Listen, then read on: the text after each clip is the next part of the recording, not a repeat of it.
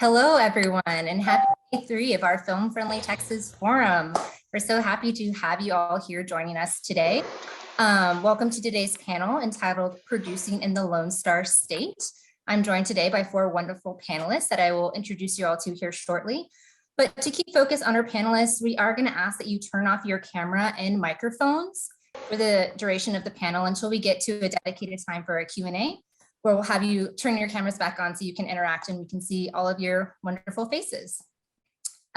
Before we get started, I'd also like to thank Visit Dallas as our Film Friendly Texas Forum title sponsor, and to thank AMP Studios as our Film Friendly Texas Forum media sponsor.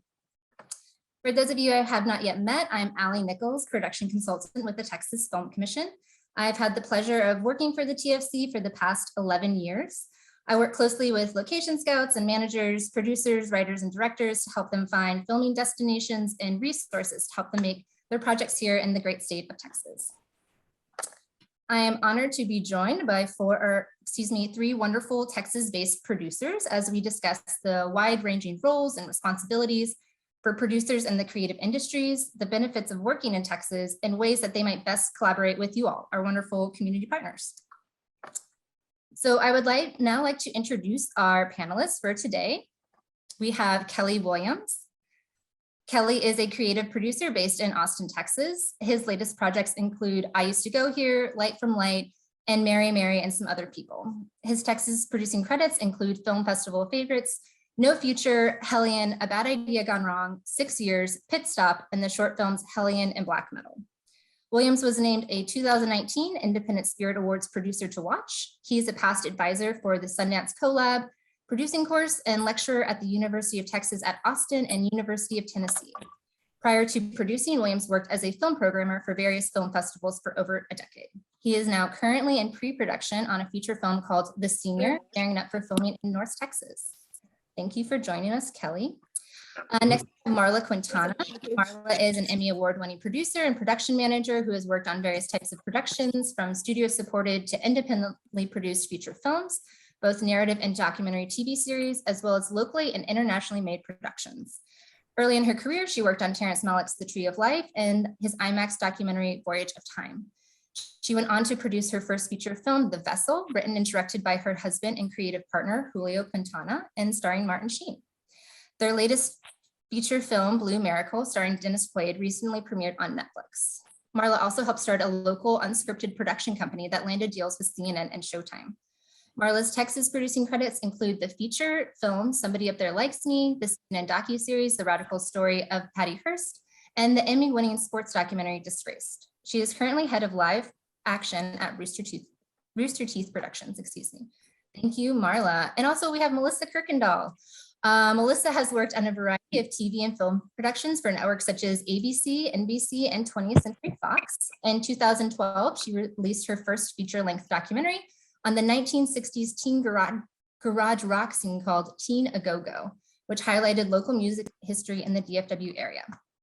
In recent years, she has been producing on a variety of independent scripted films, as well as documentaries, including the Dallas-based ESPN 30 for 30 documentary series special, What Carter Lost.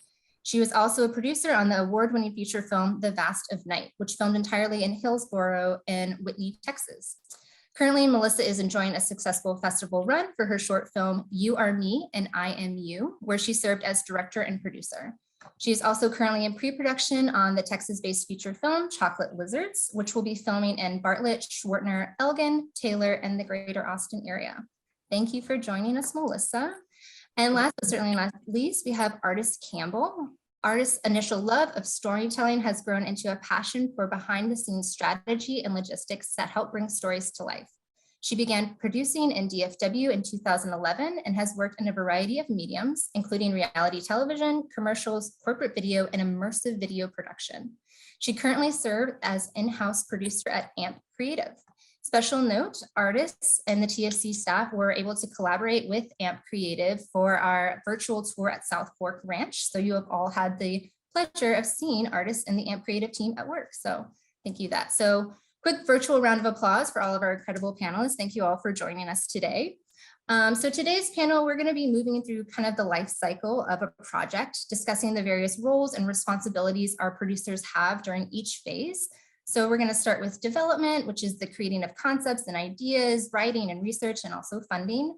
We'll move into pre-production, which is the logistical planning, the hiring of crew, permitting. Move into physical production, the actual making of the content, post-production, editing, and then the distribution and exhibition. And again, please note we will have a dedicated time at the end of the panel for a Q&A, but if you'd like to use the chat to queue up thoughts and ideas for questions, please feel free to do that as well. All right, so, development can really vary with each project. For some projects, development can take years, fundraising efforts can rise and fall, or documentaries may need more time and further research. And then you have commercials where a client gives you the concept and you make it happen within a few weeks or even days. Can you all talk about how you become officially committed and what attracts you to a project?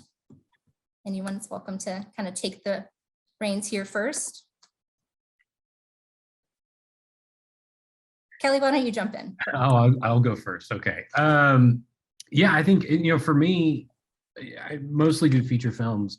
And so for me, it has to be something that really grabs hold, because you're with a movie for so long, for years and years and years. And so, I think that for me, it has to be like a story that I can personally relate to, and also think that there might be an audience for. So, that's sort of really important for me. And so I think when thinking about making something regionally, we did a film 8 years ago called Hellion that we shot in basically Groves, Port Neches, like Southeast Texas, basically.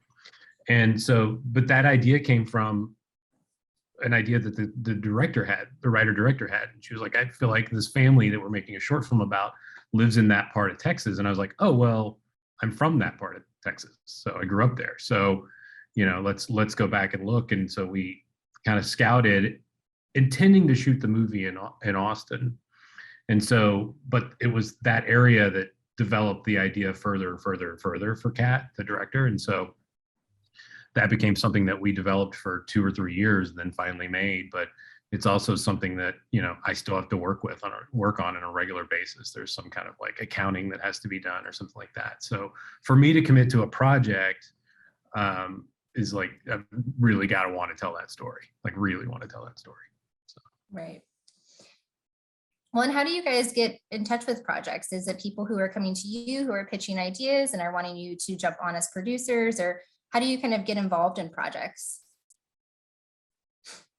Yeah, I think it's like, oh, go ahead, Melissa. Oh, I was just going to say, I think most of the time for me these days, it's, projects coming to me or people I already know that I already have a relationship with. But when it's a new relationship, it's somebody, it's all word of mouth, reputation. Sometimes I think, quite frankly, just people must be looking for who's making films in Texas and look at who's made what and what they like, kind of to speak back to what Kelly said, same thing with myself. For me to decide to commit to a project, I need to resonate with it in some way, the project, the script, and the filmmakers behind it, do I want to essentially be married to this group of people for 2+ years, potentially? So, but I would imagine probably for everybody up here, like I don't seek out projects much anymore. They seek me out, which is a good place to be. Not to say though that, sometimes I'll just have a friend start talking about something they're doing and I'll be like, wow, I'd be really interested in that. And then, the next thing you know, you're involved. So. Well, and artists, how does it work with AMP? Do you guys have a client list that you guys work with? Are you actively kind of engaging with new client opportunities? Are they coming to you with ideas and you do pitches, or? Yeah, so a little bit of both. And I think, my world again is probably a little bit different than everyone else here, but so we do have a roster of clients that we work with frequently. We also have a sales team that goes out to find new business, and we have to pitch things and we have to pitch our capabilities. I personally have a handful of clients that I work with pretty frequently. And one of them has taken me all over Texas. And so that development stage is a lot of fun when they come with something really interesting, right? Like it's got to be a rainy day and we're on the 11th floor of a building. And it's like, how do we make this happen? So those are the ones that I get excited about. do I have a choice whether to do that versus, this other sort of just talking head? Not usually, but there's certain ones that definitely spark that storyteller in me. Yeah, very cool. Well, and I know that the role of a producer can really be different for everybody. Sometimes it's a little bit more of a creative role. Sometimes it's more funding and financial. Can you guys speak to the different ways you guys work in development? Are you doing more research? Are you doing more financing? Kind of what does your role entail during development? Marla, if you want to start us off.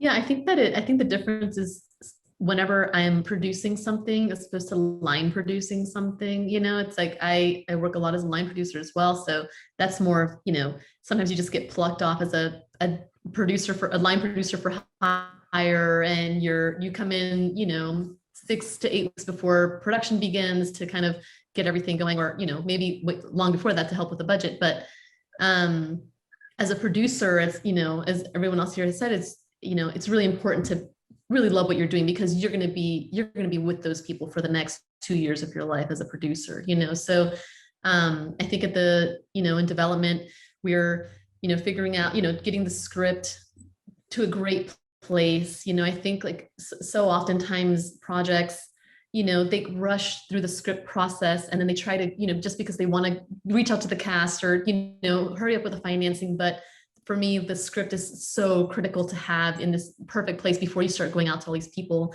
and getting your name out there. So really working with the script in the development stage is really important. And then I love casting. I mean, that's such a fun part of the process for me. It's just like looking through audition tapes and figuring out who's best for the role that you've been reading over the last few months. So yeah, those are, that's what I love to do in development. Cool. Well, that's kind of a nice segue into like moving into pre-production. And I guess I just want to add to I know you guys are talking about productions taking, 2 years, you're married to this project, but those are for like feature films, docuseries, longer projects. Commercials, it can be a quick 1 to 2 weeks and you're moving on to the next. So it's interesting, the different life cycles and lifespans of projects. But moving back into pre-production, you have your scripts, right? You've done all of your development work, and now you have to kind of lay the foundation for a smooth production process. This is where you're doing a lot of your permitting, a lot of your hiring.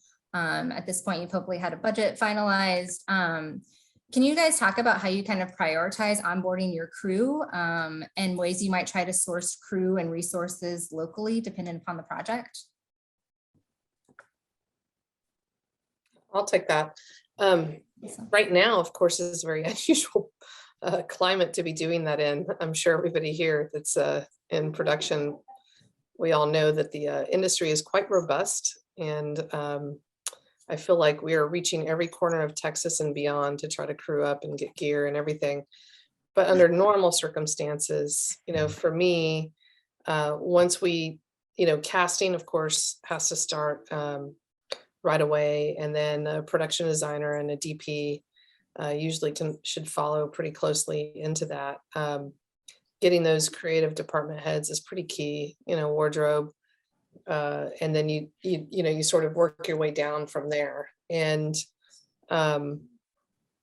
because and locations are another big one. My background is actually locations, so I think everybody, if you came from production, you kind of, whatever your background is what you hold on to. And so for me, having an idea where we're going to shoot is key, because that's going to inform the script, it's going to inform production design, it's going to inform your color palette, everything, the time of year you're going to shoot, all that kind of stuff. Like it's such a chicken and egg process that is never the same. Like I wish there was a formula, pathway for it to happen, but it just doesn't work out that way, because it's hard to get your cast attached. Obviously, funding is very important. If you don't have your funding in place before you start casting, that's a very risky place to be. It's not something that I recommend nor really want to be a part of anymore. But I understand that there's a desire sometimes to get that cast attached before you have all your investing. But these days, especially right now, most of the name talent out there, and I'm not talking like Tom Cruise's, I'm talking about, people that are names maybe in the industry, but not to households. they don't want to touch a project unless they know that you're fully funded. And so to me, that's number one, kind of figure out who your core producing team is, and then get your funding in place, then start casting and work on locations simultaneously. Then you bring in production designer and DP, and then the rest starts to fill in. Yeah, well, and Melissa, one of the things we were talking about when we were getting ready for this panel was finding production office space, and maybe like non-traditional production office space. The Texas real estate market is so hot right now, and things are tough to secure because you need to have a short-term rental essentially for your production to utilize a office space and potentially maybe a warehouse space. Can you maybe talk about how you go about finding those spaces and maybe how community contacts could be helpful in that way? Yeah, thank you. Great question, because like the production that I'm on right now, we're shooting starting 2 weeks from today, and finding an office space was one of the hardest things that we've done in terms of locations. And quite frankly, we just weren't getting phone calls back from realtors. Not our real estate. We had realtor reps. We had 3 working for us, trying to help us. Our location manager, everybody was all hands on deck to try to find a space. And we finally found one that's sort of working. And then it's not big enough to house everybody. So we've had to put art department in their own space and wardrobe in another space. And everybody's like 10, 15 minutes away from each other. Not ideal, but we had to make it work. So that's something that I've had luck in some communities, not all, but a lot of times can just go to, if there's a film commissioner, great. But if there's not, the Chamber of Commerce, having them understand what it is we do and what our needs are to help us find those spaces. Because a lot of times I think industrial spaces, which is what we're talking about with office space, that are hopefully turnkey, or at least pretty close to turnkey, it makes them nervous to rent to somebody that's only wanting the space for 2, 3, 4 months. For 2, 3, 4 months. Because I know, like when I finally talked to the one guy that I got our art space from, he was worried that we would be in that space till the end of the year. And we know that we're going to wrap by a week or 2 after Thanksgiving. We just don't have it in the budget to stay there till the end of the year. If that happens, we've done something wrong, or we've been shut down by COVID or something. And, whatever we can do to try to help communities understand how we work, and that we really are pretty efficient and fast and are in and out when we say we're going to be, and then get them to understand and help us find those spaces. Because it's very frustrating. And honestly, I bet every, Kelly and Marla, and possibly artists have all had experiences where production was looking to come to Texas, but because we couldn't find adequate office and warehouse space, they went somewhere else. Louisiana, or, used to be Atlanta. I think Atlanta's so busy now they can't handle any more work. Oklahoma, I think, is a big one that's come up recently. So, and that may not seem like a big deal, but I know, like right now we're officing in Taylor, shooting in these small towns, and I know we're spending hundreds of thousands of dollars in these small communities that in a very short period of time. And we're pretty good about cleaning up after ourselves. So we come in, do our job, and leave, and hopefully leave a good impact behind us. So. Yeah, absolutely. Yeah. There's always something. There's always a bit of a learning curve. I think, I think Melissa's right. Like when you're finding an office space, it's always like, well, you can have this space, but you can't have the second floor, even though that's what you really like. Really weird things like that. The same thing goes for locations too, where it's like, you want to explain to people that. To me, that's the hardest part about going into a town, another town, and setting up shop, is like sometimes people don't quite understand what you're coming in to do, and how many people are going to be there, no matter how many times you explain it, and exactly what all is entailed with locations. So I think locations and offices seem to be the hardest part. Yeah, well, speaking of locations, I'd love to talk a bit about the scouting process, because I do think that's where our community contacts can kind of engage a lot with location scouts and managers to find these kind of unique and interesting locations. I think it's interesting, Kelly, that you had a project, Hellion, that was set in Port Neches. So you have a director who's kind of maybe coming with a location in mind. Can you kind of maybe talk about the scouting process and how you as a producer and a director ultimately kind of work with a location scout? On that film particularly, we really didn't have much of a location scout. It was primarily me because I was from that area. So, everything I knew she was looking for, I kind of knew where to look. And I also had kind of a similar like scouting background like that. So that was a little bit easier in a sense, even though it was a unique location. The film we're in pre-production on now, we're trying to double a lot of West Texas in Fort Worth. And so, that I've had to really lean on Jessica Christopherson, the film commission here, a lot to help me, find a lot of these places and really make intros to school districts because we need football stadiums, things like that. And I think that's kind of what I was alluding to a little bit, where it's like this learning curve of like what exactly we're coming in and doing. But I've definitely had to lean on Jessica a lot when our scouts came on. But it helped a lot more too. But it's just the first thing we did was, okay, when we made the decision to shoot in North Texas, the first thing I did was drive up here and said, okay, and identified, 5 stadiums that could work and send them to the director. And he's like, okay, that was the decision making to shoot in Texas and in North Texas. It was like, okay, I can make this movie work in one of these 5 stadiums or whatever. So yeah. But that was all Jessica who helped me do that. That was before we had any staff or money on. So yeah, I think it can be kind of misleading sometimes when people have scouts come out, and ultimately it's not necessarily up to the scout. The scout is out there to kind of gather the intel to share with the director who's in the production designer for them to make those decisions. So it's like they're out there to do the reconnaissance in a sense, and then you bring it back and the director, producer have to decide what logistically works and creatively works at the end of the day. Yeah, I think that's why, like, for this film on what would be our hero location, these football stadiums, like I made initial contact instead of a scout, and I sort of did that initial scouting and then handed it off to the location manager for that reason. Cool. Artists, I'm interested to hear a little bit about kind of how we talked about this a little bit, how VR and AR pre-production is different from traditional production. Are there specific things you have to look for in locations, kind of the elements, kind of how does that process work for you guys? Sure. So shooting in 360 or virtual reality, that location scouting looks a lot different because you're going to see everything, right? When we plop a camera down in the center of a room and there are a million different lenses on that camera, depending on which camera you're using, and it sees everything. So that's great. And it can be used a lot. And how we've used it a lot is to show off spaces like labs, hospitals, hospital rooms, showing off any sort of infrastructure. But knowing that, there's cords and there's things and there's people's paperwork and there's just stuff that is not as easy to hide because you're seeing everything. So I would say that's the biggest difference. And then also knowing that you can't move the camera.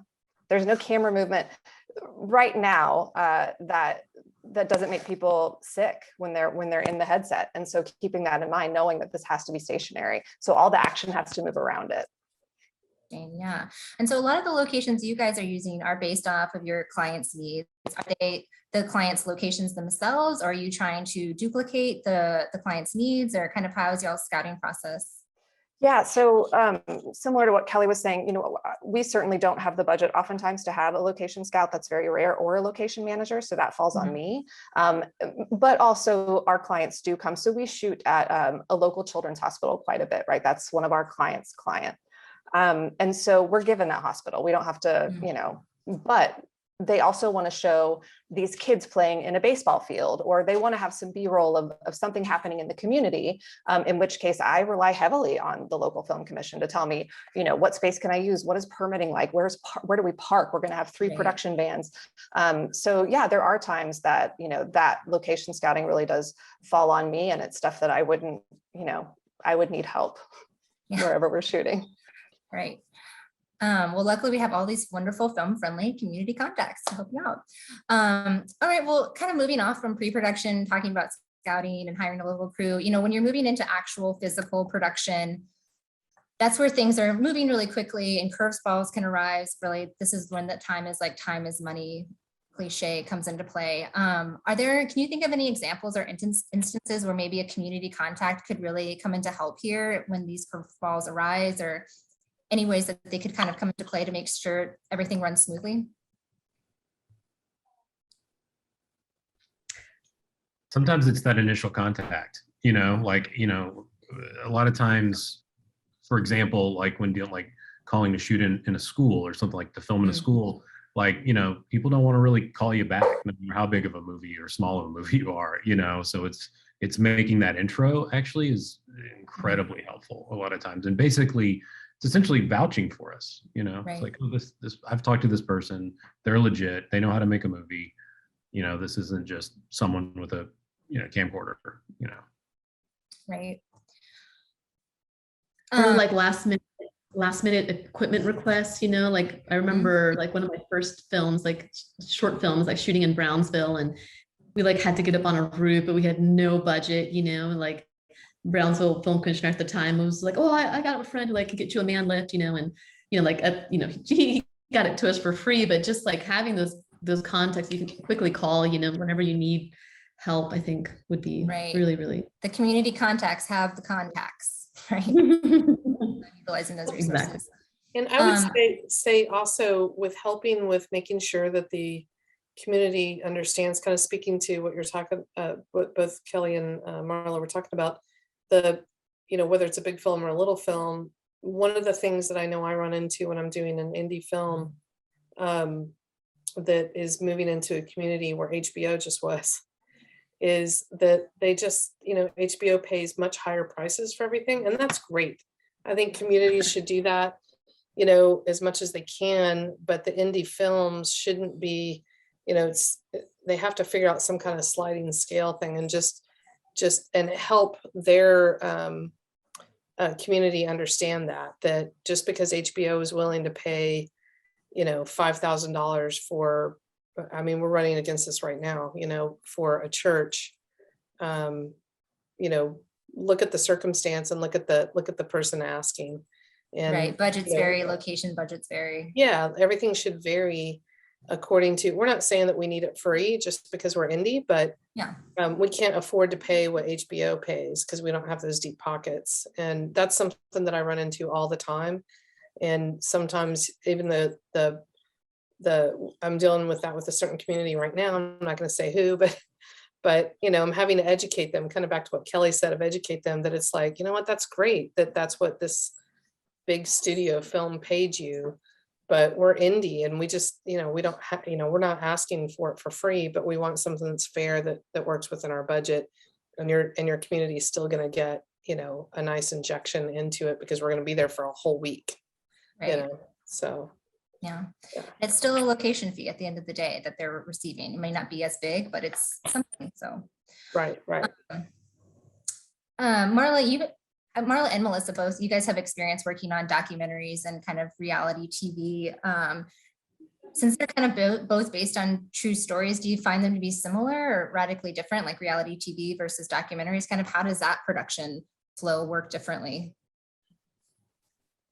The only reality I've ever done was The Amazing Race, back when I was doing locations. And well, that's not true. I also did an ABC documentary series with that I did locations, but documentaries are definitely wildly different from scripted content. And within the documentary realm, in my opinion, they're also wildly different, because they just have their own unique challenges. I'm not going to say it's easier, but I would say in terms of typically getting locations, a lot of stuff we're talking about, it's easier because there's not usually as big of a footprint. The challenges is because we usually never have the kind of money that any kind of scripted content has, period. I mean, Amazing Race was different, but everything else that, the ESPN thing that I did, that was indie budget, as far as I'm concerned. The ABC series was ABC, indie budget. And then obviously my own stuff that I've done was very indie budget. So. Yeah, I agree with that. And I think it's funny that you call it scripted, because it's true. It's like it's a reality series, but it's scripted. It's like it's more produced than a documentary is. So I think that's the reason it's so different. You know, documentary, it's not scripted. So much more of the heavy lifting is in post-production, you know, where you're finding the story in post versus a reality series that's, you know, it's very produced, you know where you're going, you know what you need, you know, and there's not so much to work out. All right, well, we'll just keep kind of moving along here, moving into more post-production. I guess actually quickly though, I want to correct before we move into that, kind of like the time frames for most of y'all's projects, like artists, like how long typically does like an AR VR project that you guys are working on when you're in actual production take you guys? Sure. Yeah. I mean, it really depends on how what we're programming, and oftentimes AR takes longer than the video for virtual reality. But I would say, you know, anywhere from 3 to 6 months. 3 to 6 months. Okay. And what about just like, do you guys do like commercial content as well? Does that just take like? Yeah, that can go from 3 weeks to like, you know, we need it immediately Right. to a couple months. Yeah. Yeah. And then like Kelly, for y'all's project that you're gearing up for right now, like how long do you anticipate being in production? Our production will be done by Thanksgiving, so it's 30-day shoot, and 30 then days shoot. yeah, post will go about 18 weeks. So yeah, hopefully we're done by the end of, you know, not to sound all businessy, but like by the end of Q1 of next year. But yeah, I think it's about that long. Yeah. Gotcha. Well, I guess kind of moving into post-production, you know, sometimes post-production for some projects can take a really long time. Like maybe you've gotten too much content, maybe the story needs to be reshaped. Can you guys talk about y'all's approach to post-production, or you guys continue your creative role into that realm as well? I guess for you, Kelly. I think it depends on where the director's based a lot of times. We work with a lot of Texas-based directors, but also some that are based in LA or New York or Oakland or wherever. And so a lot of times it's ultimately cheaper to do post wherever they live because we need them in for the edit and things like that. So Right. whenever possible, we try to do post in Texas, but you know, sometimes we try to bring back you know, like the coloring or the sound mix to Texas, but a lot of times it has to be, again, where the director's based. So. And I mean, editing a documentary, that can be a really big undertaking because you have so much content to work with. Marla and Melissa, do you guys want to talk a little bit about how you guys kind of manage that footage and how you get to the story you want to tell? Yeah, it is quite a big undertaking. And you know, everybody's different. I usually don't take as much of a creative role in post. I kind of leave it up to, you know, more the director, and, you know, I give little notes, but I like the business side and I like numbers and keeping us on track, you know, schedule wise and budget wise in post. Like a So good producer does. That's my strength. So I leave the creative to, you know, others. But yeah, I mean, I think, and directors are very different too. You know, like some directors are, you know, they're working with the editor, you know, they're in the room, you know, the entire time, every day, you know, and others just kind of let their editor, you know, work for a couple of days and then come check in for half a day, you know. So I think that process also varies. And on documentaries, yeah, I mean, whenever I went from documentaries to features and I heard, you know, like, oh, a cut in 10 weeks, you know, like you have your first cut in 10 weeks. I was like, what? That's insane. Like, how can you do it so fast? You know, but that's a standard, you know, it's like the 10-week director's cut, you know, and that's, I mean, I think for the documentary world, there's no way. Yeah, I would agree. I mean, I direct in documentaries, so sometimes I'm the creative. When I'm the creative, I'm very involved. I'm one that wants to sit with the editor and work side by side with them, and you know, or I'll give them a bunch of notes and give them a couple days, and then you know, they send me what they have and we just go back and forth. As a producer, I'm as involved as they want me to be, you know, like if you know, usually, you know, there'll be different cuts or whatever scenes that'll get sent to me and they'll ask my opinion. And you know, if I know all the footage like I usually do, then I'll remember and give some feedback and just say, well, what about changing this with whatever? But I respect, you know, their creative decisions, unless I just see something that's just, you know, glaringly off or not working. I usually just kind of support them as much as they need, because I don't like it when somebody is telling me to change something, and I'm really adamant about, because I think in particular in documentaries, all documentary directors have a little bit different process. There's some things that are similar, but everybody sort of processes it differently. I think features are just a different, such a different animal. The process, yeah, I'm trying to think, because as a producer in features, again, I think I play the same role of being more supportive. I think because during production, I'm usually much more involved in the creative and being vocal. By the time we get to editing, it's kind of, you only have so many choices in features, whereas in documentaries, depending on how much footage you have 100 choices you could make. So, Right. Yeah. Cool. Well, before we move on to talking about distribution and kind of exhibition, wanted to see if you guys had any kind of like Texas movie making magic stories that you can think of to share. Any special anecdotes that you remember filming on location, or just a really great experience you've had, maybe filming in a small town in Texas? I can talk about the Vast of Night, because that was such a special experience. We filmed in Whitney and Hillsborough, Texas, and Whitney, Texas, which is a very small town next to Hillsborough, near a lake. It's not on the lake, but it's near a lake. The population there, I don't know what the population is, but there's only one restaurant / bar in the whole town, and the whole town closes at about 9 p.m. every night. And that movie, the whole storyline takes place at night, mostly outdoors. So we shot, overnights the whole shoot. And basically Whitney would start closing up about 8 p.m. And then our town called Cayuga, that's supposed to be in New Mexico. And we took it over, and it became Cayuga once the sun went down.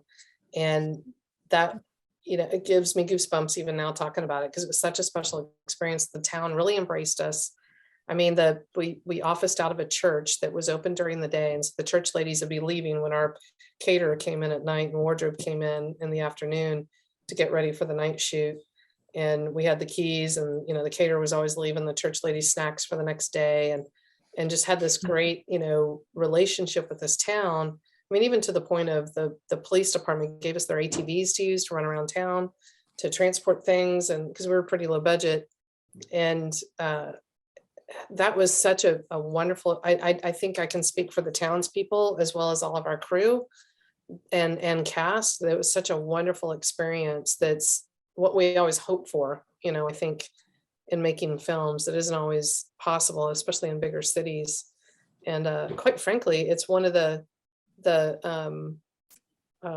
reasons that I prefer filming in small towns. If there's housing nearby and it's not too crazy far from a big city where we can get all the gear and stuff we need, it's preferable, because I love filming in Austin and Dallas or whatever too, but it's just a much different experience. So that's, and that's something that I try to promise when I go to a small town. Like right now we're turning Bartlett, Texas into a town for the script that I'm working on now, and starting to have somewhat of the same experience. There's just not even a single restaurant there or housing. So we're having to work out of Taylor and then drive another 20 minutes to get there. But, it can be a great experience on both sides, as long as everybody is willing to work with each other, to make it that way, and that's always my goal is when I go to small towns, is to figure out how to, involve the town in our story, so that then they get to claim it as their story too when we're done. So. Yeah, I completely second that. I love working in small towns. Brownsville, I mentioned earlier, like even like Fifth Ward in Houston, feels like a small town in some places. And I think already a film production is such an intense, everyone's working together for this in short amount of time, 12-hour days. It's really intense. Like there is a bond that forms within the film crew. And if you're working with a community that supports you and, you become part of that organism, it's a really, really beautiful, rewarding experience. And so, I love it whenever we can also form that sense of community with our neighbors, with the people who we hire as extras, and, the places where we stay. I think that's, it makes it more special. Like this is what we do. This is our job. So I think having those special experiences on every production is really important for me. Yeah, I agree. So it's fun to it's more fun to shoot in small towns. You know, it's just a lot more fun. And you know, I think and Fort Worth isn't necessarily a small town, but it's also like this is our third movie to shoot here, and so it's, you know, it's a lot of fun, and it's a lot easier to get across town quickly and things like that, and make the area look like different parts of, you know, bigger city, smaller city, whatever we need, which is kind of great. And but yeah, not to like keep talking about Hellion, but that was shot in a small town where we brought the 100, well, we got 99% of the crew in. I think we had a couple of experienced PAs that from the area, but you know, that was, everyone came in town, everyone was there, and it was just like, if we're talking about magical moments, to be like self-indulgent for a second, there was like a couple of scenes we shot like behind my parents' house where I used to make movies as a fourth grader on VHS, and like it was so weird to be back there with like Aaron Paul and people like that. I was like, oh yeah, I made a movie here once when I was a little kid, and now here we are, you know, back with like a full crew, and that was like one of the weirdest personal experiences I've ever had producing. So anyway, so make a movie in your hometown, everybody.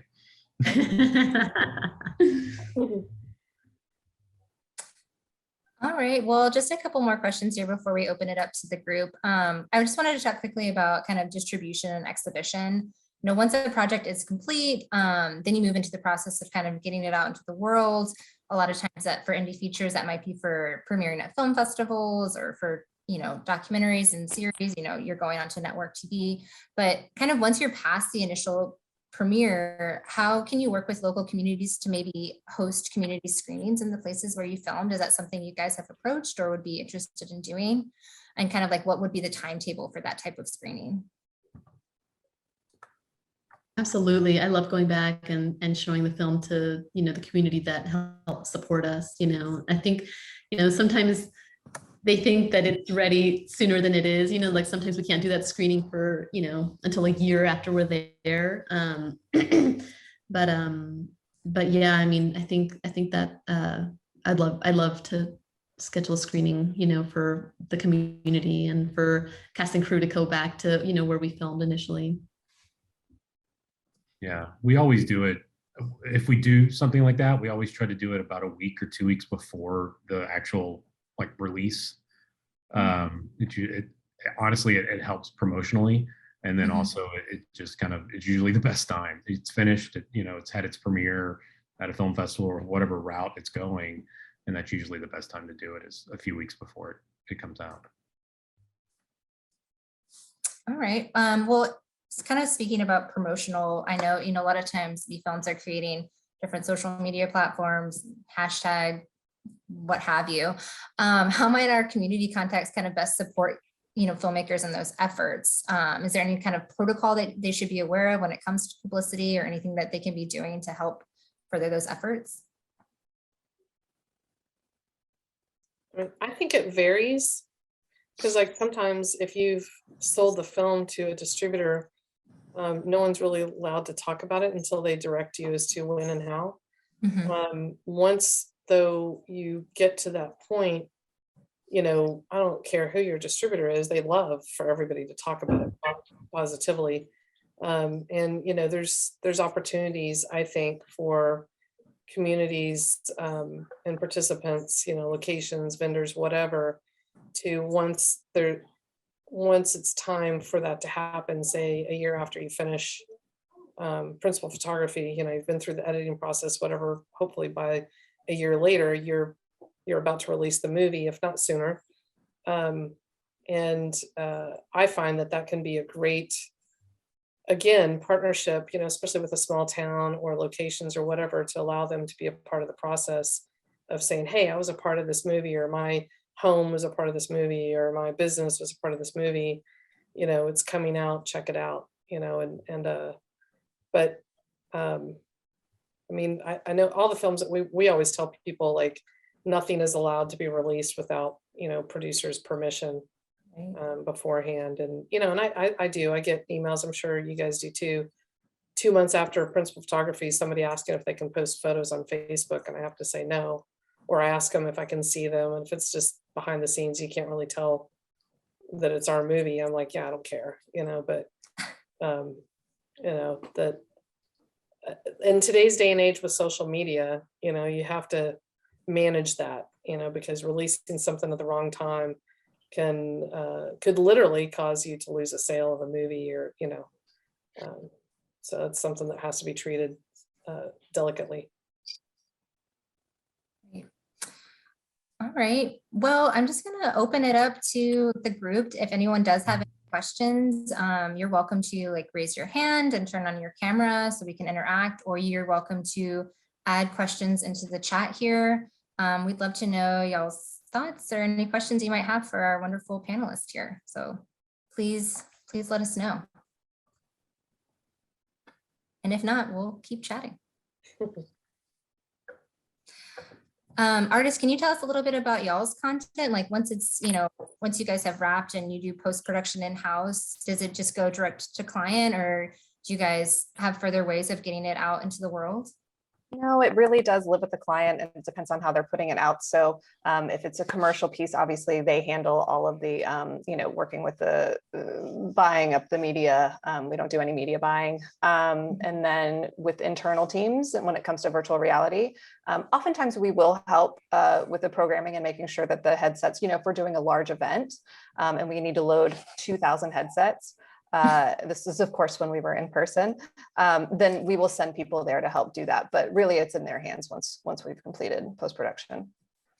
One thing you were talking about earlier, I think, was like talking about local crew and like vendors, like when you go into small towns, like wanting to utilize like local restaurants, and if they have like local, like maybe a PA or somebody you might need to hire locally. So is that something that you would maybe go to like a community contact for, or would you be open to like if they created like a listing of their local crew or highlighted restaurants, like how could you go about utilizing that maybe?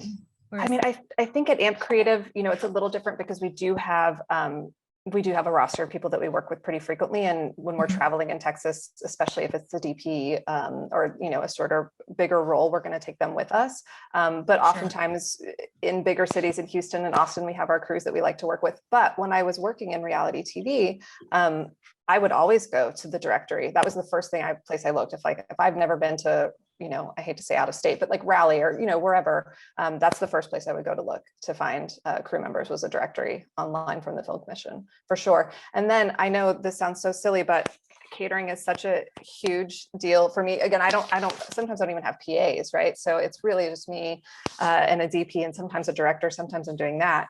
And so finding good food, it's going to be a long day. I want to feed people well. And it's really important to me to find local restaurants, the mom and pop. I mean, sometimes when you're in a small town, there isn't a Chipotle, but even if there was, I would rather do the Mexican restaurant down the street that everyone loves and give them some money. So that's something that I value for sure. I think it's the same with indie films.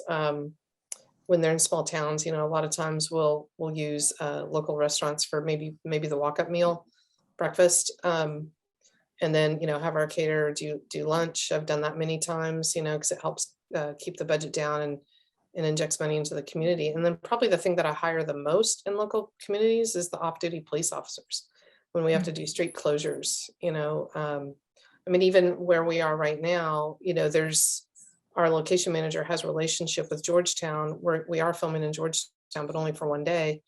And what he's trying to do is hire police in each community where we need them, because we do have a lot of scenes where we're going to be out on roads and stuff. And then, maybe not during the shoot, but for instance, right now we're off scene in Taylor. So our production office is eating lunch every day out of somewhere in Taylor, and those are other ways I've had before. I've done this before with some smaller towns when they're trying to help me get, housing cheaper or whatever, because the Chamber of Commerce or maybe the mayor's office sees the value of us coming into town. I've created a spend projection for the town of how much money I estimate we're going to spend in their community over however much time we're going to be there, 6 weeks, 2 months, whatever, so that they can take that back to their board and see that, we're bringing in a lot more than you might Right. assume, not being in the industry, and that we will be injecting, hundreds of thousands of dollars into your community in a short period of time. And, That's great. and a lot of that is, housing, meals, gas, incidentals, security, all those things. So, People are Um, asking about extras in the chat. Yeah. And How often do you see townspeople or residents as extras, and what process do you use for that? Great question, Laura. Thank you. yeah, it's really like whenever there's not a resource, like an established resource to go to in small towns, it's a lot of street casting, that you're doing. And a lot of times on films, especially like working with Terrence Malick, like he wants to use people who've never acted before sometimes, and so that's like a heavy, we call it street casting component. You're just going to pulling people off the street to cast them, or putting the notices out to kind of hire local talent. But yeah, I mean, if there were, if some of our partners could, make something more formal, like a more formal database of people who may be interested in participating in a film, that would be extremely helpful.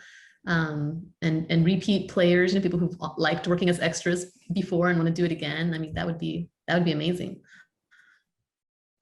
yeah, I agree. Like a message board. I mean, I know a lot of communities will let you post on the message board, or they'll send out, through their community newsletter. But if they had like a dedicated spot for this type of thing, that would be great. I a lot of times reach out to, theater groups, if there is one in the community, the Chamber of Commerce, the mayor's office. If we're doing a film that has teenagers, then I'll reach out to the high schools. Like, I mean, you get creative with it to bring in extras. In the Vast of Night, there's a basketball scene that's in Whitney, and we have over 400 extras. And I think our count was at like 600. 400 of them came from the media area: Hillsborough, Waco, Whitney, and some other even smaller communities. And then we hired 200 to sprinkle in to kind of help us direct this large number of extras, because there are professional extras out there, and they kind of know the drill, and that helped us with the people that weren't necessarily experienced. And I think the community really enjoyed that. What led you all to Hillsborough and Whitney? The gymnasium there in the old high school, it was a dome one, and it's set in the 50s. And so we had to redo the floor to look like it was from the 50s, but otherwise it was untouched. And the junior high school there was no longer using the gym, so we could have full reign there. And that's such an important scene in the movie, because it opens up we open the movie with it and we end the movie with it. So it was important to have that be accurate and authentic. And it was authentic. There was no AC in there, and we had to film all night. There was this like unusual heat wave that came through. It was like 100 degrees on like September 20th, which is not in the middle of the night, that hot. But yeah, so we chose there. The sourcing local talent in unfamiliar areas. I've done open casting calls. We did that there too. And again, through the same message boards or whatever. And we did cast some bit parts through doing that. So there's always opportunities, I think, for local communities to get involved. It's up to us to reach out, but I feel like the other side of it, the partnership, is up to them to help us, because we are from out of town. We don't know, some of the resources that can make things happen. So. We got another question about period cars. What is y'all's, if you have any secrets for getting those cars, how you've gone about accessing those? Kind of like street casting sometimes. You just you see it and you're like, that's the car. That's the one, that's the truck we needed. Yep. It was right under our nose because it was next door or whatever, and yeah, it's similar to that, I think. I mean, obviously, like if you're in a bigger city, you can, hire someone, or if you have a bigger budget, have someone to oversee all that and find the cars for you. But a lot of times it is kind of similar to street casting, I think. But yeah. Literally street casting. Literally street casting. Literally. I took a picture of a car this morning as I was leaving where I'm staying because it could work as our hero's car. And the owner was there and I got his info and he's interested. So we'll see if it works out. But Nice. for period cars, a lot of times car clubs. The Fast of Night is set in the 50s, so we needed period cars. So we reached out to car clubs all over Texas, and we literally had cars come from all over Texas to be in our movie.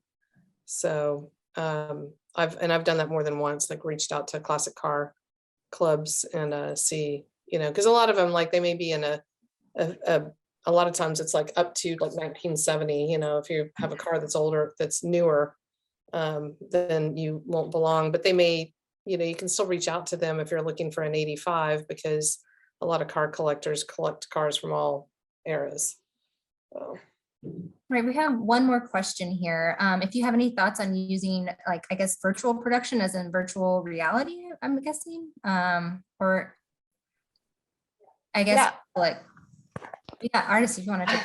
I think I understand what you're saying. So sort of how they shot The Mandalorian is how I always try to, yeah. So Yeah. AMP is in the process. AMP Studios has 2 studios. We have one very large sound stage where we shoot all of our commercial work. And then we have a smaller studio where we've historically done a lot of photography or smaller shoots. But we have applied for a grant to create one of those spaces in that studio. So hopefully there'll be one coming to Dallas soon. And we've definitely seen the desire for it, which was our reasoning for trying to get the grant. We think the ROI is there, and I think we're going to see a lot more production go virtual, most definitely. Yeah. What do you think are like kind of like the pros and cons of like creatively, I guess, and financially for using that? I think financially, and I know very little, I don't know a whole lot about this, but from what I understand financially, so when you're shooting on green screen, you're having to deal with a lot of, seeing the green on people and having to shoot at different angles. And this sort of allows you more freedom for the space to still look like the space and to do it in CGI or to do it in 3D in the background. So I don't know if it ends up being sort of, even with how much it takes to composite or how much it takes to just create the elements. But certainly there has to be a cost benefit that I just might not be aware of, because we're seeing the desire for it a lot. Yeah. Absolutely. Okay. Great. Well, there is one more question. What are your thoughts on local stipulations, such as must buy here or source locally in the community? I'm not sure what they mean by stipulations, but maybe if it's like a requirement for if you want some of the other soft incentives, does that just kind of make you a little bit more tied to certain things? Or what, I guess, would you be open to that for in exchange for soft incentives? For some of our other Depends on what it is. If it's like working with a restaurant or something in exchange for something else, I think I'd be open to something like that, if it was important for us to shoot in that location. It's not a deal breaker. Yeah, not a deal breaker. So certainly open to things like that, as long as there's, if there's a must hire, okay, well, as long as that must hire is, qualified, or Right. if they're unavailable, if it's okay if I hire outside of the town or whatever, things like that. As long as, there's an understanding of that, I don't see why something like that wouldn't be appealing. Yeah, I feel like as long as there's some flexibility in there.